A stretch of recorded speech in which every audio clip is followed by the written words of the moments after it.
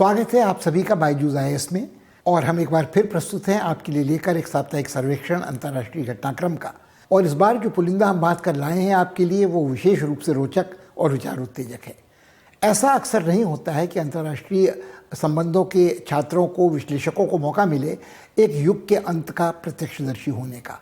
और यह अवसर हमको मिल रहा है इस बार, जब हम देख रहे हैं क्यूबा में सत्ता का हस्तांतरण राउल कास्त्रो द्वारा अपने उत्तराधिकारी के हाथों। ये पहली बार हो रहा है कि एक कास्त्रो परिवार के बाहर का व्यक्ति वहाँ का राष्ट्रपति और प्रधानमंत्री बन रहा है। प्रधानमंत्री तो न कहिए, वहाँ जो पद है वो पार्टी के प्रथम सचिव का है। एक तरह से सर्वशक्तिमान ये मिगुएल डियाज कैनल होने जा रहे हैं। ये बड़ा अच्छा अवसर है क्यूबा के अतीत के बारे में देखने का, उसके वर्तमान को समझने का और भविष्य में क्या उसकी भूमिका होगी अंतर्राष्ट्रीय संबंधों में, इसका विश्लेषण करने का। क्यूबा एक ऐसा क्रांतिकारी देश है जिसने पूरे शीत युद्ध के दौरान एक खास प्रभाव डाला है अंतर्राष्ट्रीय घटनाक्रम पर। गुटनिरपेक्ष आंदोलन का भागीदार रहा है। क्यूबा के तत्कालीन राष्ट्रपति फिदेल कास्त्रो ने घोषणा की थी कि गुट निरपेक्ष सम्मेलन का स्वाभाविक साझेदार जो है वो तत्कालीन सोवियत संघ है। और उस तब से अब तक अंतर्राष्ट्रीय घटनाक्रम में बहुत बड़ा परिवर्तन आया है। मगर हम देखेंगे कि क्या असर अब क्यूबा का पड़ेगा अंतर्राष्ट्रीय संबंधों पर। एक और घटना जो बड़ी रोचक इधर घट रही है वह यह है कि जो भूमंडलीकरण का अभियान था उसकी राह में अनेक अप्रत्याशित रुकावटें आ रही हैं। कभी ये कहा जा रहा था कि पूरा विश्व एक परिवार है, अंतर्निर्भर है, परस्पर एक दूसरे की सहायता किए बिना कोई सार्वभौमिक मुद्दों पर सहमति नहीं बन सकती, वो मौसम बदलाव हो, वह अंतर्राष्ट्रीय व्यापार हो। और ख़ासकर जब कोरोना वैश्विक महामारी का प्रकोप का विस्फोट हुआ था तब इस बात को और रेखांकित किया गया था कि इसके बारे में पूरे विश्व स्तर पर सहकार की ज़रूरत है। पहले हमने देखा जो युग आया वो वैक्सीनों को लेकर राष्ट्रवाद का, अतिराष्ट्रवाद का था। फिर दौर आया वैक्सीन राजनय का। और आज जो हमारे सामने घटनाक्रम आ रहा है उसे हम वैक्सीन युद्ध के अलावा कोई नाम नहीं दे सकते हैं। तो क्या स्थिति होगी इस घटनाक्रम में भारत की, ये एक महत्वपूर्ण है। उल्लेखनीय इसलिए भी है कि इस घटनाक्रम का प्रभाव हमारी अर्थव्यवस्था पर पड़ेगा, हमारे सामरिक संवेदनशील रिश्ते जो हैं मित्रों के साथ, नए साझेदारों के साथ, उस पर पड़ेगा। हमने आत्मनिर्भरता के जो दावे किए हैं उस पर पड़ेगा, जिसके बिना विदेश नीति सफलता से संचालित नहीं की जा सकती है।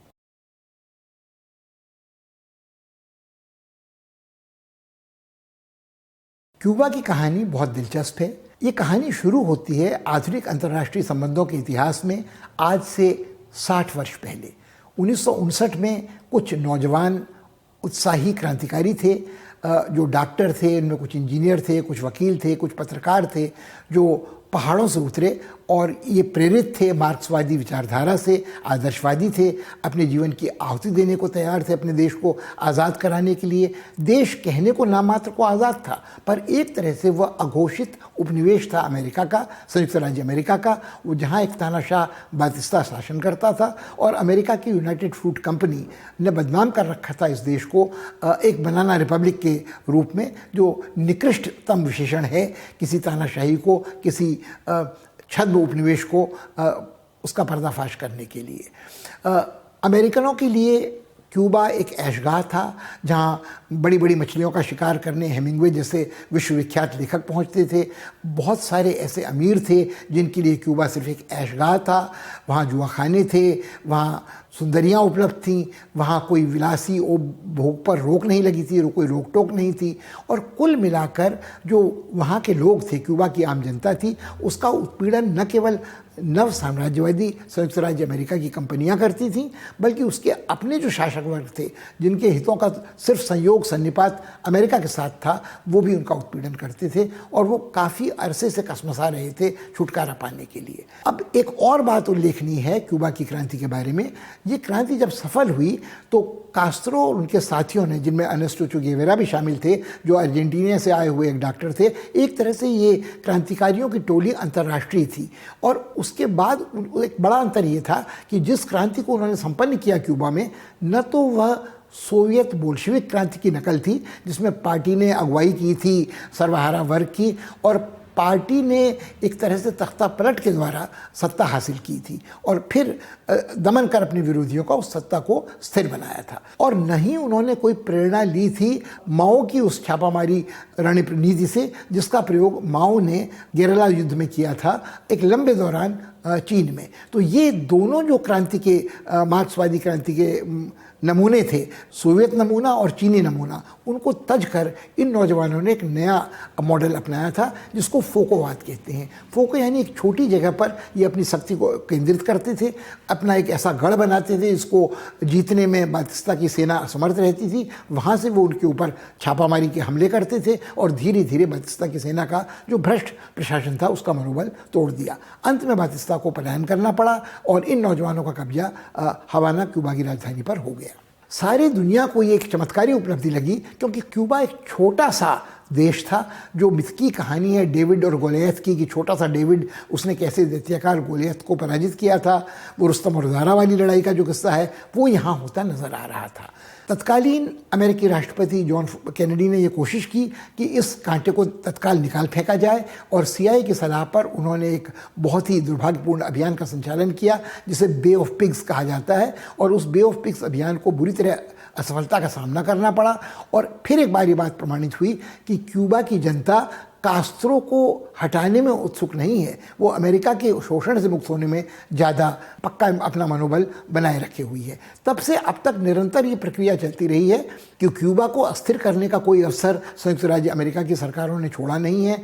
कभी वो CIA का प्रयोग करते हैं, कभी जो क्यूबा से शरणार्थी अमेरिका पहुँचते हैं उनका प्रयोग करते हैं असंतुष्ट तत्वों के रूप में, कभी उनके माध्यम से वो विदेशी मुद्रा भेजने की कोशिश करते हैं जो कास्त्रो विरोधी तत्व हैं उनको संगठित करने के लिए, उनके असंतोष को, अलगाववाद को भड़काने के लिए। मगर उन्हें पिछले 6 दशकों में जरा भी सफलता इस काम में नहीं मिली थी। एक और पहलू भी है क्यूबा की राजनीति का जो समझना बड़ा महत्वपूर्ण है कि बहुत शीघ्र क्यूबा ने शीत युद्ध में सक्रिय हिस्सेदारी शुरू कर ली। क्यूबा को समर्थन प्राप्त था तत्कालीन सोवियत संघ का, बाद में रूस का, और कास्त्रो ने शुरू में ही स्पष्ट कर दिया था, फिदेल कास्त्रो ने जो करिश्माई व्यक्तित्व के धनी थे, कि वो क्रांति का निर्यात करेंगे क्यूबा से दक्षिण अमेरिका के और देशों में। और अमेरिका के लिए बड़ा संकट था कि उसके घर पिछवाड़े आंगन में ही कहीं क्रांति का ऐसा ज्वार ना आए कि वो अपनी स्थिति को वहाँ निरापद न रख सके। ऐसा हुआ नहीं। अर्नेस्टो चे गेवेरा कैबिनेट की सदस्यता को अस्वीकार करते हुए क्यूबा में दक्षिण अमेरिका में अनंतर क्रांति का सूत्रपात करने गए, पर अंत में उनकी हत्या कर दी गई और वो सफल नहीं हुए। मगर क्यूबा ने अपनी क्रांति को निरापद रखने में पूरी सफलता प्राप्त की। और क्यूबा भले आकार का बहुत छोटा था, अपनी अर्थव्यवस्था के विकास के लिए वो विदेशी यानी सोवियत रूसी अर्थव्यवस्था पर निर्भर था, मगर वो बेहिचक सहायता का प्रस्ताव करता था जहाँ कहीं भी कोई जुझारू क्रांतिकारी तबका संघर्ष कर रहा होता था अत्याचारी, उत्पीड़क, नवसाम्राज्यवादी शासकों के खिलाफ। अंगोला में, मोजाम्बिक में क्यूबा के सैनिकों ने सक्रिय भूमिका निभाई और अमेरिका के दांत खट्टे लगभग कई मोर्चों पर कर दिए।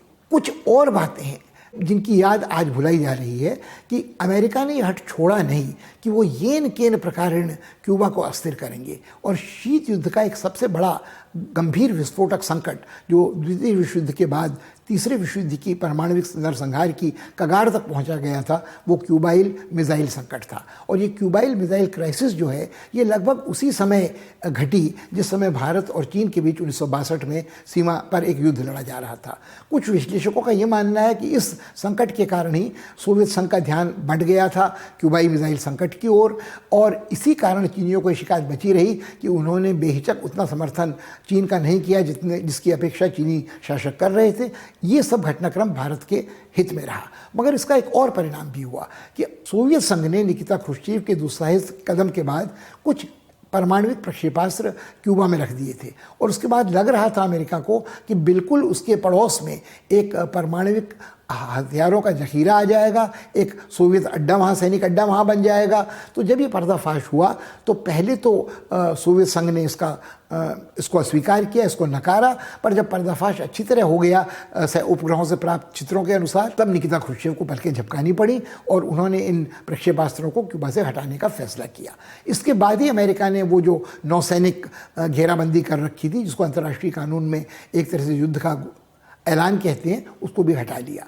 इसके बाद से स्थिति कमोबेश सामान्य हो गई, क्योंकि दोनों ही पक्षों को, दोनों ही महाशक्तियों को इस बात का एहसास हो गया था कि यदि उन्होंने संयम नहीं बरता तो परमाणु विस्फोट अचानक हो सकता है, जो मानव जाति के लिए सर्वनाशक ही होगा। तो एक हॉटलाइन की व्यवस्था की गई, जो पहली बार शीत युद्ध के दौरान कि अमेरिका के राष्ट्रपति और सोवियत संघ के सर्वोच्च नेता फ़ोन उठाकर तत्काल एक दूसरे से सीधे बात कर लें, एक तरह का अनौपचारिक तात्कालिक शिखर सम्मेलन हो जाए और घटनाक्रम पर काबू पाया जा सके। ये स्थिति हॉटलाइन वाली और शिखर सम्मेलनों वाली परंपरा क्यूबन मिसाइल संकट की ही देन है। अब इसके अलावा कुछ बड़े रोचक पक्ष और हैं कि ये सब बातें तो अपनी जगह पर ठीक हैं कि क्यूबा ने कितनी जुझारूपन से, कितनी कट्टरता से संघर्ष किया, अमेरिकी साम्राज्यवाद से अपने को अक्षत रखा। भले ही वो आर्थिक सहायता के लिए निर्भर था सोवियत संघ और बाद में रूस से, मगर इस बात को नकारा नहीं जा सकता कि क्यूबा के क्रांति से प्रेरित वैज्ञानिकों ने, इंजीनियरों ने बहुत सार्थक भूमिका निभाई। वहाँ निःशुल्क शिक्षा के प्रसार में, निःशुल्क स्वास्थ्य सेवाओं के प्रसार में, आम आदमी की ज़िंदगी की बुनियादी ज़रूरतों को पूरा करने के लिए, हर एक को यथेष्ट मात्रा में पौष्टिक आहार सुलभ कराने के लिए और संरचनात्मक बुनियादी ढांचे पर बहुत बड़े सुधार किए गए, पुल बनाए गए, सड़कें बनाई गई। और जो वैज्ञानिक क्यूबा के थे उन्होंने अपनी क्षमता को ऊर्जा उत्पादन से लेकर, संचार से लेकर, वैक्सीन निर्माण तक बहुत तेज़ी से विकसित किया। क्रांति के बाद के पहले 2-3 दशकों में क्यूबा ने जो प्रगति की उसको नकारना बड़ा कठिन है। हाँ, हालांकि क्यूबा की आलोचना निरंतर इसलिए होती रही कि वहाँ एक राजनीतिक दल की तानाशाही है, वहाँ एक परिवार का आधिपत्य उस एक पार्टी पर है। और ये आज बात स्वीकार करनी पड़ेगी कि 6 दशक बाद पहली बार ऐसा हो रहा है कि कास्ट्रो परिवार से बाहर का कोई सदस्य वहाँ सत्ता के सर्वोच्च शिखर पर बैठा हुआ है, जो पार्टी का पहला प्रधान सचिव भी है और वहाँ का राष्ट्रपति भी है। मगर ये व्यक्ति जो मिगुएल डियाज कैनल हैं, ये खुद कोई बहुत नौजवान नहीं है। इनकी उम्र 60 वर्ष के पार जा चुकी है। ये पहले वहाँ उच्च शिक्षा के मंत्री रह चुके हैं, ये एक उप प्रधान के रूप में वहाँ काम कर चुके हैं, मगर वो एक टेक्नोक्रेट हैं और उनके लिए हर समस्या का एक तकनीकी समाधान होता है। मगर उनमें उस तरह के करिश्मा का अभाव है जिसमें अपनी तमाम आलोचनाओं, अपनी तमाम अक्षमताओं के बावजूद पहले फिदेल कास्ट्रो 90 वर्ष की उम्र तक लगभग अपनी जनता को मोहित किए रहे और उसके बाद उनके भाई ने भले सत्ता उन्होंने 2 वर्ष पहले ग्रहण कर ली थी जब फिदेल कास्ट्रो ने अवकाश ग्रहण किया था, वो भी लगभग आज 90 वर्ष की आयु के हैं। अब इसमें रोचक पक्ष क्या है कि मिगुएल का जन्म जब हुआ तो तब तक क्रांति संपन्न हो चुकी थी। वो क्रांति के बाद की पैदाइश है और वो भी आज क्यूबा की उस युवा जनता का प्रतिनिधित्व नहीं करते हैं, उसकी आशाओं अभिलाषाओं की साझेदारी उस तरह से नहीं करते हैं जिस तरह की नई पीढ़ी वहाँ पिछले 3 दशकों में सामने आई है। क्यूबा की नौजवान पीढ़ी के सरोकार दूसरे हैं, उनकी अभिलाषाएं दूसरी हैं, उनके मन में वो यादें, उनकी तो क्या, उनके माता पिता के मन में तक वो यादें शेष नहीं हैं कि क्रांति के पहले क्या बुरी अवस्था थी क्यूबा की और कितनी प्रगति क्यूबा ने कास्ट्रो की क्रांति के बाद संपन्न की है। आज इस जो नौजवान पीढ़ी है उसकी आंखों में सपने हैं उपभोक्तावाद के कुछ लाभ उठाने के। आज जो डिजिटल सामाजिक माध्यम है, जो सैटेलाइट से टेलीविज़न घर घर पहुंचता है, उससे कहीं भी दुनिया में कोई घटनाक्रम होता है तो उससे कहीं भी कोई अछूता नहीं रहता है। क्यूबा की नौजवान पीढ़ी इसका अपवाद नहीं है। उनकी अपेक्षाएं, आकांक्षा आज कुछ उपभोक्ता, आप संस्कृति न भी कहिए तो उपभोगवाद की तरफ बढ़ रही है। वो चाहते हैं अभिव्यक्ति की स्वतंत्रता, वो चाहते हैं समलैंगिकों के और अधिकारों को सरकार मान्यता दे और साथ ही उनको जो थोड़ी बहुत शिकायतें हैं वो ये भी चाहते हैं कि एक पार्टी का वर्चस्व शायद इतनी देर तक रहना ठीक नहीं है और उनके मन में उस तरह की कोई करिश्माई चुंबकीय आकर्षण की ताकत नहीं उनके मन में है जो कास्ट्रो परिवार पुरानी पीढ़ी के संग रखता था। अब ऐसी स्थिति में कई बातें महत्वपूर्ण ढंग से बदलती हैं। जब तक कास्ट्रो जीवित थे उन्होंने इस बात को बेहिचक स्वीकार किया था कि वो गुटनिरपेक्ष आंदोलन का हिस्सा तो हैं, मगर वो ये भी परिभाषा करते थे कि गुटनिरपेक्ष आंदोलन का स्वाभाविक साझेदार सोवियत संघ, रूस है। तो कुल मिलाकर आज ये स्थिति बहुत बदल चुकी है। आज न तो गुटनिरपेक्ष आंदोलन इतना सशक्त है और न ही उपनिवेशवाद के विरुद्ध, नव साम्राज्यवाद के विरुद्ध जो क्रांतिकारी ज्वार था 70 के दशक में, 80 के दशक में, वो उतना सक्रिय है। अब सोचने लायक बात यह है कि भारत के पारंपरिक संबंध क्यूबा के साथ हमेशा बड़े घनिष्ठ रहे हैं, कुछ कूटनीतिक आंदोलन के कारण, कुछ श्रीमती गांधी और फिदेल कास्त्रो के अपनापे के कारण, और कुछ भारत के तत्कालीन जो शीत युद्ध के दौरान संयुक्त राज्य अमेरिका विरोधी तेवर थे उनके कारण। भारत की विशेष मैत्री थी सोवियत संघ के साथ, जो 1971 में बहुत काम भारत के आई थी। तो एक तरह से हम लोगों के राष्ट्रीय हितों का सन्निपात अनेक मंचों पर हो रहा था। आज ये सारी स्थिति बहुत तेज़ी से बदल रही है।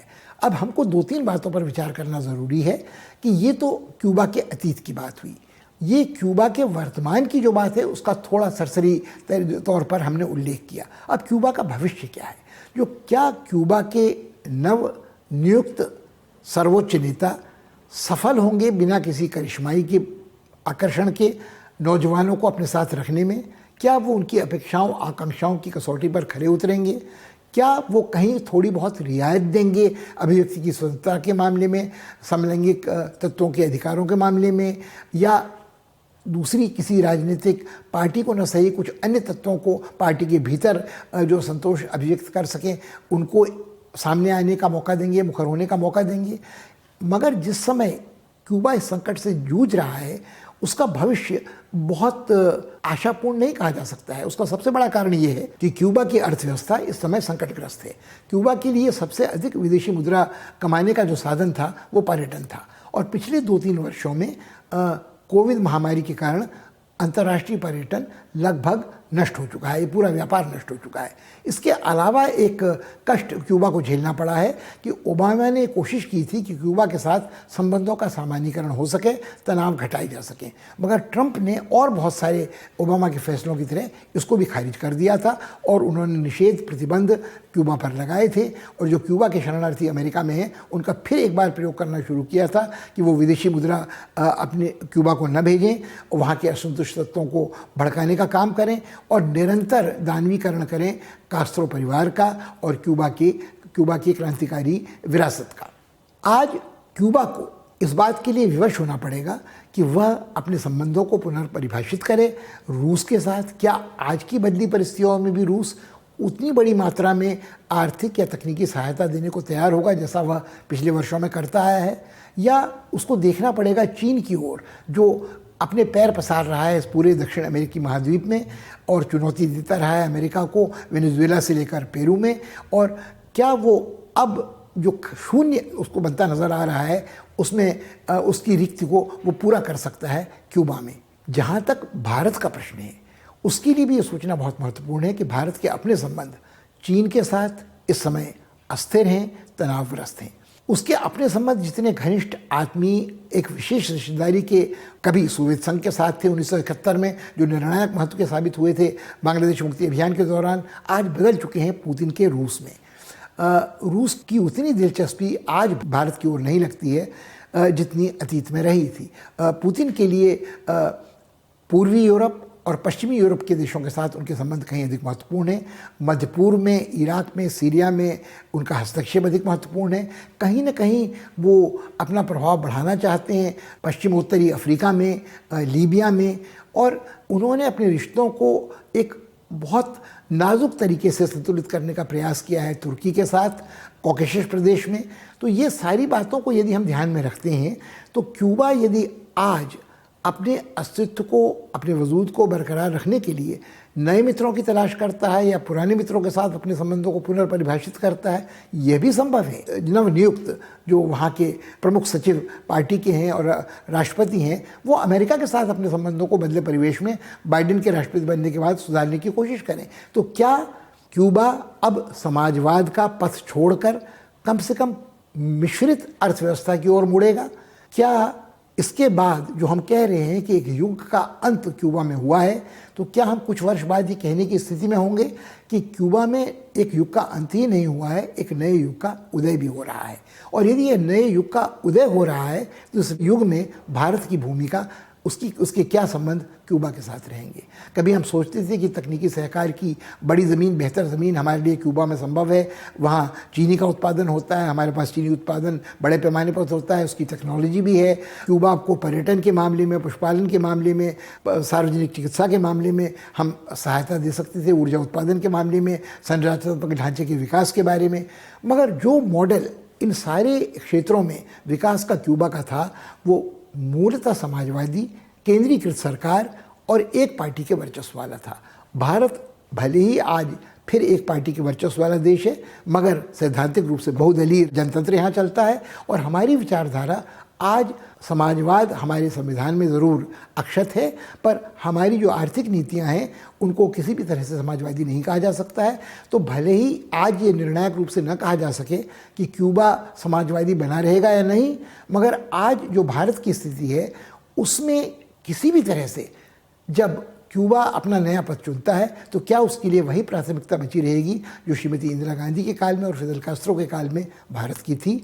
भारत जो मोटरों के कल पुर्जों का उद्योग हो या दक्षिण अमेरिका के और देशों में पहुंचने के लिए इस दहलीज, खिड़की, दरवाजे का प्रयोग करना चाहते हो, ये सब बातें एकाएक फिर से पुनर्विचारणीय हो जाती हैं।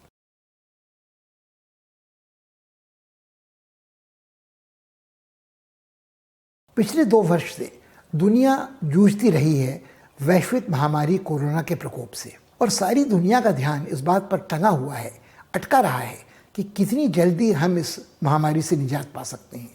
जब वैक्सीनों का आविष्कार हुआ और ये घोषणा की गई कि पहले वैक्सीन सफल रूप से ईजाद कर ली गई है, तो लोगों को लगा कि ऐसी रामबाण औषधि है, हमने महामारी पर विजय प्राप्त कर ली है।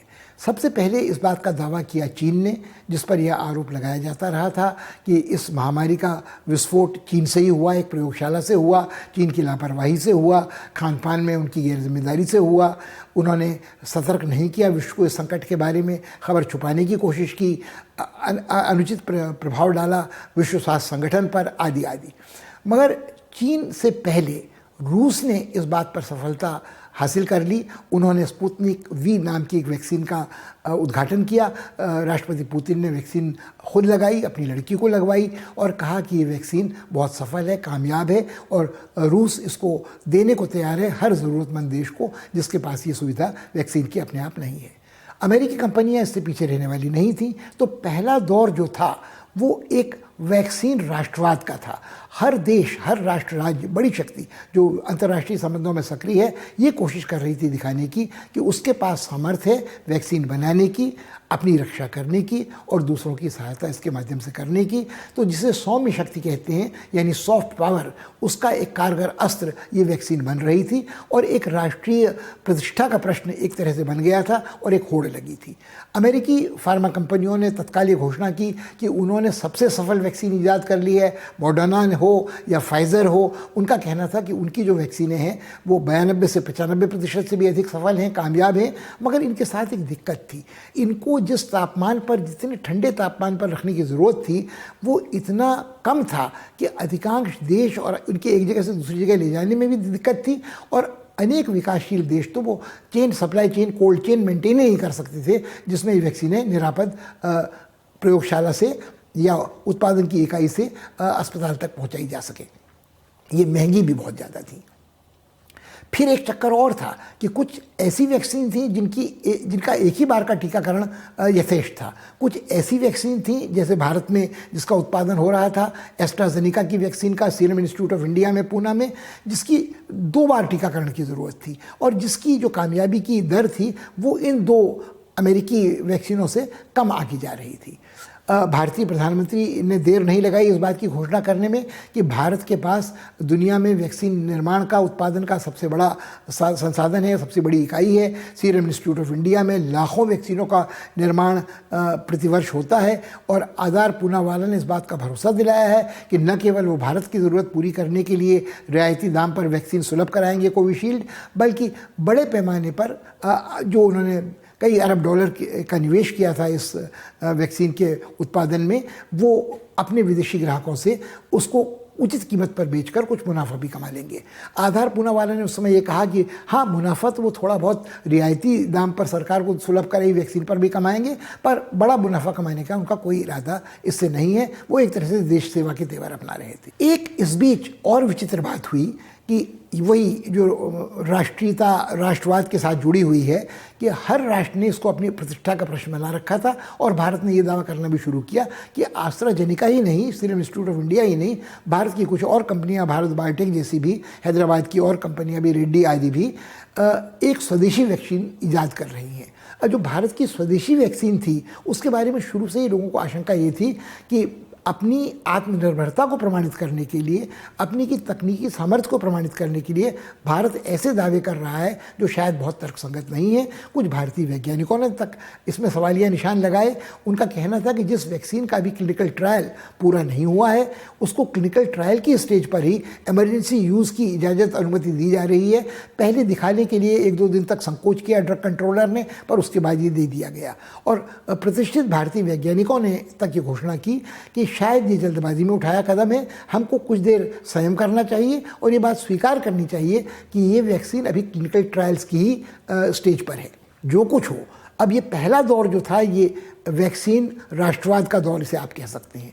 दूसरा दौर था वैक्सीन राजनय का दौर, जब घोषणा ये की गई कि सौम्य शक्ति हमारे पास है, हम अपने पड़ोसियों को जिनके पास ये साधन नहीं है, भारत ने कहा कि बांग्लादेश हो, नेपाल हो, श्रीलंका हो, मालदीव हो, अफ्रीका के कुछ देश हों, लैटिन अमेरिका के कुछ देशों, मध्य पूर्व के कुछ देशों, उनको हम ये वैक्सीन सुलभ कराएंगे। वैक्सीन मैत्री का जो ये दौर था ये बहुत दिनों तक चला नहीं। बहुत जल्द इसका रूप वैक्सीन राजनय ने ले लिया, जहां कहीं ना कहीं ये पक्ष था कि आप अपने साथ साझेदारों को तो वैक्सीन सुलभ कराएंगे पर बाकी दीन दुनिया की चिंता आप नहीं करेंगे। तब भी भारत की आलोचना इस विषय पर कुछ भारतीय विश्लेषकों ने भी की थी कि भारत अपनी आबादी के टीकाकरण के पहले इस दुर्लभ वैक्सीन को औरों को बांटता क्यों फिर रहा है। अब ये था कि भारत अपनी छवि को उस समय अक्षत रखना चाहता था, वो बराबरी करना चाहता था चीन की, रूस की, अमेरिका की और यूरोपीय ताकतों की। मगर बहुत जल्द इस वैक्सीन मैत्री के दौर ने वैक्सीन युद्ध का रूप ले लिया और वैक्सीन युद्ध का रूप जो लिया उसकी शुरुआत यूरोप में हुई, जब एस्ट्राजेनेका को ये बात स्वीकार करनी पड़ी कि उसकी उत्पादन क्षमता उतनी नहीं थी जिसका दावा वो कर रही थी। कुछ दुर्घटनाएं भी हुई थी, फैक्ट्री में आग लग गई थी। जब उन्होंने आर्थिक साधनों की गुहार लगाई भारत सरकार के पास तो उसको देने में भारत सरकार को कुछ देर हो गई। भारत सरकार का ध्यान अन्यत्र बटा हुआ था, कभी राज्य के चुनावों पर तो कभी कुंभ स्नान पर। तो कुल मिलाकर जो भी देर हुई वो नाजायज़ थी, मगर इस बात को अस्वीकार नहीं किया जा सकता कि उसका उत्तरदायित्व सिर्फ भारत सरकार का नहीं था। लगभग जो दावा करते थे सीरम इंस्टीट्यूट वाले, सीरम इंस्टीट्यूट ऑफ इंडिया वाले, उसका 40% उत्पादन ही उनके पास था। और सबसे बड़ा संकट ये उभर कर सामने आया यूरोपीय समुदाय के देशों में। यूरोपीय समुदाय के देशों ने स्पष्ट एक कानूनी नोटिस भेज दिया सीरम इंस्टीट्यूट ऑफ इंडिया को कि यदि उन्होंने अपने उस वायदे को पूरा नहीं किया जिस करारनामे के अनुसार वो एक संख्या में कुछ खुराकें इस टीकाकरण के लिए कोविशील्ड की देने वाले थे, तो उनको इसके लिए उत्तरदायी ठहराया जाएगा। इसके अलावा इस युद्ध की, वैक्सीन युद्ध की के सिर्फ 2 ही पक्ष नहीं थे कि भारत का serum institute of India, AstraZeneca और यूरोपीय समुदाय के देश। यूरोपीय समुदाय के देशों में जो एस्ट्राजेनेका के उत्पादन के इकाइयाँ लगी हुई थी, यूरोपीय समुदाय के नेताओं ने बात स्पष्ट कर दी कि वो यहाँ वैक्सीन का कोई निर्यात दुनिया के किसी और देश को नहीं होने देंगे, यूरोपीय समुदाय की सीमा के बाहर नहीं जाने देंगे, ब्रिटेन में नहीं जाने देंगे, अन्यत्र जाने की तो बात ही नहीं उठती है। अब ये एक तरह से कट्टरपंथी, अतिराष्ट्रवाद, उग्र आक्रामक वैक्सीन युद्ध की शुरुआत थी। वहीं दूसरी ओर अमेरिका ने भी इस घोषणा में देर नहीं लगाई। भले ही कुछ दिन पहले एक जब शिखर वार्ता की तरह का परामर्श भारत और अमेरिका के बीच हुआ था तो उसमें कहा गया था कि स्वास्थ्य सेवाओं के मामले में 2 देशों के बीच सहकार बढ़ाया जाएगा। मगर जब ज़रूरत पड़ी आड़े वक्त पर तो अमेरिकी प्रशासन ने 2 टूक शब्दों में कहा कि अमेरिकी प्रशासन की पहली जिम्मेदारी अपने नागरिकों के प्राण बचाने की है। अब ये बात बहुत विडंबनापूर्ण लगती है कि अमेरिका ने अपने यहाँ जो टीकाकरण किया है उसकी गति बहुत तेज़ नहीं रही है, उसमें भेदभाव बढ़ता गया है श्वेतों में और गोरों के बीच, अमीरों और गरीबों के बीच। मगर कुल मिलाकर अमेरिका के पास आज अपनी ज़रूरत से कई लाख ज़्यादा खुराकें इस वैक्सीन की हैं। जिसको एक तरह से वो हथिया कर बैठी हुई है और उसका साझा किसी और के साथ करने को तैयार नहीं है। लोगों के मन में ये शक भी है कि इस सारे तंत्र के पीछे कहीं न कहीं बड़ी अमेरिकी फार्मा कंपनियों के आर्थिक हित हैं। जिस तरह से कार्बन प्रसरण के मामले में अमेरिकी तेल कंपनियों के हित ही निर्धारित करते हैं अमेरिका की विदेश नीति को, ऊर्जा नीति को, वैसा ही आज कुछ हमें देखने को मिल रहा है। अब इस बीच कुछ और लोगों ने पेशकश की है, चीन ने, कि हम अपनी वैक्सीन भारत को सुलभ करा सकते हैं। भारत को इस बात के लिए मजबूर होना पड़ा है कि उसने स्पुतनिक वी वैक्सीन भी ग्रहण कर ली है। उसका कहना है जितनी वैक्सीनें आएंगी हम उन सबको जांचने परखने के बाद, अपनी कसौटी पर खरा पाने के बाद उनका इस्तेमाल शुरू कर देंगे। ये बात सिर्फ टीकाकरण और वैक्सीन तक सीमित नहीं है। इस वैक्सीन युद्ध ने कुछ और शर्मनाक बातों को उजागर किया है। भारत के बड़बोलेपन को, भारत जो दावा करता था कि हम वैक्सीन की दुनिया में सबसे बड़े उत्पादक हैं, उसको ये बात स्वीकार करनी पड़ी है कि यदि आज सीरम इंस्टीट्यूट ऑफ इंडिया हो या भारत की कोई और वैक्सीन निर्माता इकाई हो अपने करार को पूरा नहीं कर पा रही है, तो उसका प्रमुख कारण ये है कि वैक्सीन निर्माण के लिए जिस सामग्री की ज़रूरत होती है, जो नैनो पार्टिकल्स हों, वो नैनो मॉलिक्यूल्स हों, वो प्लास्टिक के वायल्स हों, वो ऐसे स्टेनलेस स्टील के उपकरण हों जिनमें बैक्टीरिया पैदा नहीं हो सकता है, जो निष्क्रिय वायरस को पनपाने के लिए एक ख़ास खुराक होती है, इन सब सारी चीज़ों का आयात भारत अब तक करता रहा है बड़े पैमाने पर चीन से। वेंटिलेटर्स के साथ साथ, मास्क के साथ साथ, पीपीई सूट्स के साथ, उन प्लास्टिक की वाइल्स के साथ, उन कांच की वाइल्स के साथ जिनमें ये 5-6 टीके की खुराकें भरी जाती हैं वैक्सीन की। इनका आयात न केवल हम सिर्फ चीन से करते थे, हम जर्मनी से भी करते रहे हैं, फ्रांस से भी करते रहे हैं, ब्रिटेन से भी करते रहे हैं, अमेरिका से भी करते रहे हैं। मगर अमेरिका ने इस सारी सामग्री के निर्यात पर एक रोक लगा दी है इस वक्त, ये कहते हुए कि डिफेंस प्रोडक्शन एक्ट हमने लागू कर दिया है, जो द्वितीय विश्व युद्ध के दौरान लागू किया गया था, जिसमें किसी भी ऐसे उत्पाद को जो सामरिक महत्व का हो उसके निर्यात पर रोक लगाई जा सकती है। अब कुछ लोगों को शक है कि ये नीतिगत फैसला भी अमेरिकी फार्मा कंपनियों को लाभ पहुंचाने के लिए दिया गया है।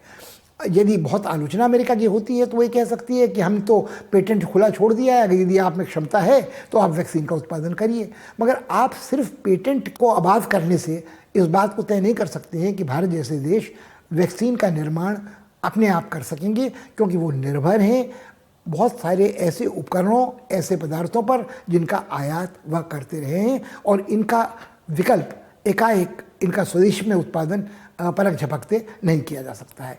ईरान जैसे देशों ने, जिन पर आर्थिक प्रतिबंध लगाया गया था, अपनी वैक्सीन का निर्माण करने की कोशिश शुरू कर दी है। क्यूबा ने इस दिशा में कुछ प्रगति कर ली है। ब्राज़ील ने घोषणा की है कि वो अपनी वैक्सीन बनाने की कोशिश कर रहा है। मगर वैक्सीन बनाना आसान है, मगर उसका परीक्षण करना यथार्थवादी ज़मीन पर कठिन है, और उसके बाद उसकी प्रामाणिकता को जो मोहर उस पर लगती है, उसके लिए जो अंतर्राष्ट्रीय मानक हैं उनका पालन भी ज़रूरी है। मगर ऐसी स्थिति में जब हमारे पास कोई दूसरा विकल्प नहीं है तो हम क्या करेंगे? क्या हम ये बात स्वीकार करेंगे कि इस समय हम इस स्थिति में नहीं है कि हम अपनी ज़रूरत की सारी वैक्सीनों का उत्पादन कर सकें, तो हमें वैक्सीन राजनय स्थगित करना पड़ेगा, वैक्सीन मैत्री स्थगित करनी पड़ेगी और अपने टीकाकरण के काम को प्राथमिकता देनी होगी। ये सिर्फ टीकाकरण और वैक्सीन के बारे में नहीं उल्लेख महत्वपूर्ण है, इसका क्या प्रभाव पड़ेगा भूमंडलीकरण के उस अभियान पर जिसमें सामूहिक साझेदारी की सार्वभौमिक मुद्दों के समाधान के लिए बात थी। मौसम बदलाव हो, या अस्त्रों को सीमित करने का संकल्प हो, या अंतर्राष्ट्रीय व्यापार के बारे में नियम विनियम बनाने का मुद्दा हो, ये तीनों चीज़ें बहुत तेज़ी से अस्थिर और असंतुलित हो गई हैं इस वैक्सीन युद्ध के कारण। भारत के लिए आने वाले दिन ये विकट चुनौती को सामना करने के होंगे।